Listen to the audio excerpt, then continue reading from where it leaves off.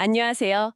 오늘은 루돌프 슈타이너, 그가 1909년에 강연했던 요한복음에 대한 좀 독특한 해석을 함께 살펴보려고 합니다. 네. 여러분이 보내주신 그 슈타이너 강연록 발췌문을 바탕으로 해서요. 핵심적인 내용들만 좀 뽑아볼까 해요. 아마 복음서를 전혀 다른 시각으로 보게 되실 겁니다. 네. 슈타이너는 아시다시피 인지학의 창시자죠. 그의 해석은 뭐랄까 단순한 신학이나 역사 분석과는 좀 결이 다릅니다. 그렇죠. 그리스도 사건 자체를 인류, 더 나아가서 우주 진화라는 아주 거대한 맥락 속에서 바라보거든요. 그리고 시작하기 전에 네. 이 강연들이 원래는 출판을 염두에 둔 게 아니라 구술 강연이었어요. 아, 구술 강연. 네. 그래서 기록 과정에서 오류가 있을 수 있다는 점은 슈타이너 본인도 언급했으니까요. 이걸 좀 염두에 두시면 좋겠습니다. 네, 알겠습니다. 슈타이너는 인지학이 그리스도 사건의 의미를 새로운 형식으로 전한다고 봤다고요. 내용 자체가 완전히 새로운 건 아니지만 맞습니다. 네. 그게 핵심인데요. 과거에는 예를 들어 뭐 장미 십자회 같은 비밀 결사, 네. 거기서 소수에게만 전해지던 그런 영적 지혜가 있었잖아요. 네네. 이제 그런 것들을 좀 더 많은 사람들에게 열어 보인다. 이런 의미가 큰 거죠. 형식의 새로움. 그렇군요. 공개한다는 의미군요. 그렇죠. 그리고 또 중요한 게 그리스도 사건을 인류 의식 진화의 결정적인 뭐랄까 전환점으로 봤다는 거예요. 전환점? 네.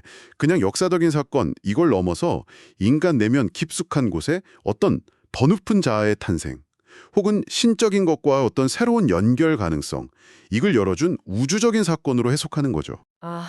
우주적인 사건으로까지. 여기서 진짜 흥미로운 개념이 나오잖아요. 바로 아카샤 연대기. 네. 아카시아 연대기. 이건 뭐 물질적인 기록이랑은 아예 다른 차원의 이야기죠. 완전히 다르죠. 슈타이너는 이걸 일종의 영적인 우주 도서관이라고 생각하면 좀 이해가 쉬울까요? 우주 도서관이요? 네. 모든 사건, 심지어 생각이나 의도까지 전부 기록되어 있는 그런 살아있는 연대기 같은 거죠. 우리가 아는 보통의 역사는 문서로 남잖아요. 네. 근데 그건 기록이 없어지거나 왜곡될 수도 있고 그래서 슈타이너는 그걸 합의된 우화일 수도 있다고까지 봤어요. 합의된 우화. 상당히 도발적인데요. 그렇죠. 반면에 아카샤 연대기는 그런 물질 기록 너머의 본질, 그러니까 사건의 어떤 영적인 원형 같은 것을 직접 읽는 방법이다 이렇게 주장을 하는 겁니다. 와. 사건의 겉모습만이 아니라 그 속의 에너지나 동기까지 본다는 거네요. 굉장히 심오한데요. 슈타이너는 또 인간과 우주의 진화에 대해서도 상당히 체계적인 설명을 했었죠. 네, 맞아요. 인간을 단순히 물질적인 존재로만 보지 않았고요. 마치 양파 껍질처럼 우리 눈에 보이는 이 물질체 말고도 그 안에는 생명력을 지닌 에테르체, 또 감정이나 영혼의 영역인 아스트랄체, 그리고 마지막으로 개별적인 의식인 자아라는 더 깊은 층들이 있다고 봤어요. 네 가지 구성체요? 그렇죠. 그리고 이 구성체들이 아주 긴 우주의 진화 과정, 뭐 토성기, 태양기, 달기 이걸 거쳐서 현재 우리가 사는 이 지구계에 이르기까지 점차 발달해 왔다고 설명을 하죠. 그 장대하고 복잡한 우주 진화 이야기를 요한복음 첫 구절이랑 연결시킨 해석이 정말 깜짝 놀랐어요. 바로 그 점입니다. 태초의 말씀, 로고스가 계시니라 이 유명한 구절 있잖아요. 네. 이걸 그냥 종교적인 구절이 아니라 우주 창조의 청사진처럼 읽어내는 거예요. 예를 들면 그 말씀 자체를 모든 것의 시작인 태초의 어떤 우주 상태, 그러니까 토성기랑 연결하는 식으로요. 그러니까 복음서가 우주 드라마의 기록처럼 되는 거네요. 그렇죠. 그렇게 되면 복음서가 단순한 종교 경전을 넘어서는 거죠. 우주적인 창조 드라마의 기록으로까지 격상되는 겁니다. 와, 스케일이 엄청나네요. 그런데 인간 진화 과정에 영향을 미치는 어떤 존재들에 대한 언급도 있었죠. 루치페르하고 아리만이라고. 네, 이것도 중요한 개념인데요. 슈타이너는 인간이 진화하는 과정에서 균형을 잘 잡아야 하는 두 가지 극단적인 힘이 있다고 봤어요. 하나가 루치페르인데 이건 우리를 너무 뭐랄까 개인주의나 내면의 환상 쪽으로 치우치게 만들 수 있고요. 네. 다른 하나인 아리만은 반대로 극단적인 물질주의나 아주 차가운 지성 이런 쪽으로 끌고 갈 수 있다고 봤습니다. 양극단이네요. 그렇죠. 그래서 그리스도 충동은 바로 이 양극단 사이에서 우리가 균형을 잡고 인류를 새로운 의식 단계로 나아가게 하는 그런 힘으로 제시가 되는 겁니다. 그 새로운 의식 단계라는 게 혹시 과거의 어떤 혈연 중심적인 사고방식을 넘어서는 걸 말하는 건가요? 그 아브라함이 나기 전부터 내가 있느니라, Ich bin I am 이 구절처럼요? 정확하게 보셨어요. 아, 정말요? 네. 예전에는 우리는 아브라함의 자손이다. 이런 식의 어떤 집단적인 혈연의식이 굉장히 강했잖아요. 네, 그렇죠. 그런데 그리스도 사건 이후로는 개별적인 나, 그러니까 Ich bin, I am, 이 자아 안에서 직접 신성, 즉 아버지와 연결될 수 있는 가능성이 열렸다는 거예요. 나는 이다라는 이 자각이 중요해진 거죠. 예를 들어 가나의 혼인잔치 같은 경우 물이 진짜 포도주로 변했다기보다는 좀 다른 의미가 있을까요? 네. 슈타이너는 그걸 단순한 물질 변화로 보지는 않아요. 그보다는 그리스도의 아주 강력한 영적인 힘이 주변 사람들한테 영향을 미쳤다는 거죠. 특히 사람들의 에테르체, 즉 생명 에너지체에 작용해서 비록 물을 마셨지만 마치 최상의 포도주를 마시는 듯한 그런 내적인 경험, 인식을 하게 만들었다는 해석입니다. 와, 내적인 경험의 변화라? 네. 그리고 그 장소, 갈릴리라는 곳도 의미가 있다고 봐요.